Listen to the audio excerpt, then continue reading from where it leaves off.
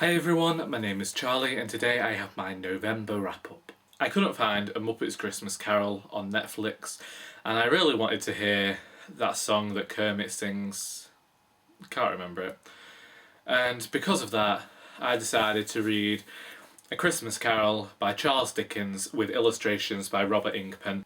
Everybody knows the story of A Christmas Carol, so I'm not really going to go into it, but Ebenezer Scrooge, not a nice man, a bit of a miser, so he's visited by these three ghosts and they basically teach him to be a nicer person than he's been, otherwise he's going to end up dead and alone. So he becomes a nicer person and he doesn't die alone. It's a great book.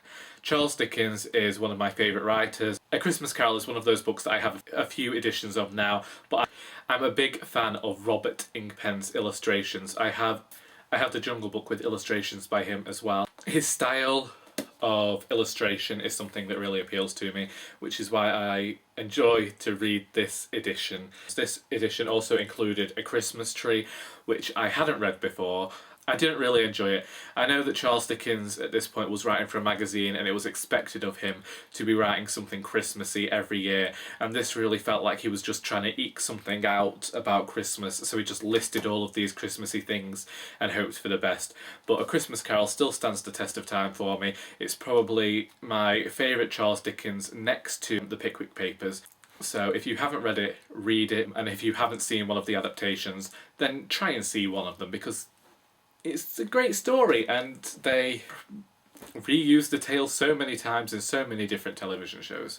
The second and last book I read this month was The Trouble with Goats and Sheep by Joanna Cannon. I finally finished this book. After I recorded my currently reading video, I went and I read the final 200 pages I had of this book in one sitting. It is a phenomenal book. Joanna Cannon writes in a style that I just adore and her characters are well fleshed out. It's the heatwave of 1976, and if you live in England then you have a relative who talks about this heatwave all the time. There is someone who knows someone who was in that heatwave. My mother and my grandmother, when I told them about this book, mentioned it immediately. The protagonist in this book is a 10-year-old girl called Grace, and at this time she is actually the same age as my mother. So reading about Grace's childhood was kind of a different way to get to look at my mother's childhood, but everything that my mother has told me about her childhood and the shows that I have seen from that time period were echoed perfectly within this book. And maybe I should mention some of the plot. Mrs. Creasy has gone missing and Grace and Tilly decide to take it upon themselves to find God, and they believe that once they find God, God can help them find Mrs. Creasy, which is this childlike thought, but it works extremely well. It gets to show you all these different characters from this avenue, and there's a dark secret that they're keeping hidden. From the way the book is presented and from what the book is about and the way it begins, you think, oh, this book isn't going to be very serious at all. It's going to be a light-hearted, refreshing take on British customs and values, and it begins like that. And then you get hints towards this secret from years ago, and then Joanna Cannon will flash back to that time period or flash further back into characters' lives to show you what really happened on this night 10 years before, and also show you further back into these characters' childhoods and lives. And it is a completely phenomenal book. I took 2 months over this book, and I'm glad I did, because I'm really sad it had to end, because this had everything that I liked within it. It had this almost Alan Bennett style of writing that I really enjoyed, but it also had this British humour. It was written in such a fantastic way.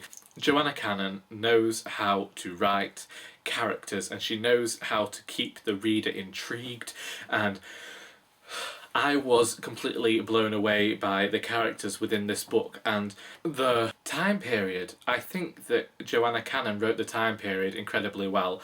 Of course, there was that little slip-up where she mentioned Emmerdale Farm in 1967 and the show didn't start until 1972, but I was perfectly okay with that. I gave it 5 stars on Goodreads, even though I've stopped giving star ratings, just because this book deserves 5 stars. This book deserves to be read by everyone, and I keep telling everyone about it. Although I've been calling The Mad Ship my favourite book of the year, this could even top that, because it just has everything that I enjoy in a book. The characters are astounding comedic archetypes with hearts and backgrounds and backstories that are used to show why these characters are the way they are, and you begin to understand more about these people. Using the Avenue as the main setting of the story works really well because it makes British society into this microcosm and really puts the microscope onto who British people were at the time, and we were more racist and more inconsiderate of people and their diverse backgrounds, and everyone wanted to be a sheep, hence the title, and I bloody loved this book.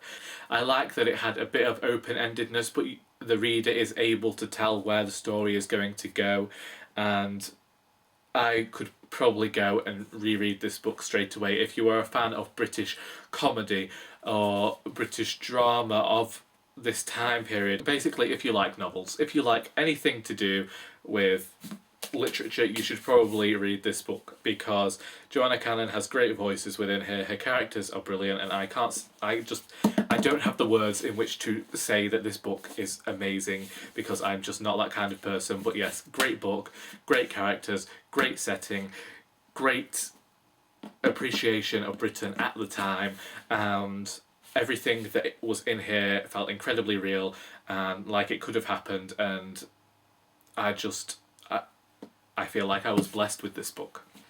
I hope you didn't mind me rambling about that book there, but it's truly great and you should go and read it. I hope you enjoyed this video, and until next time, that is all.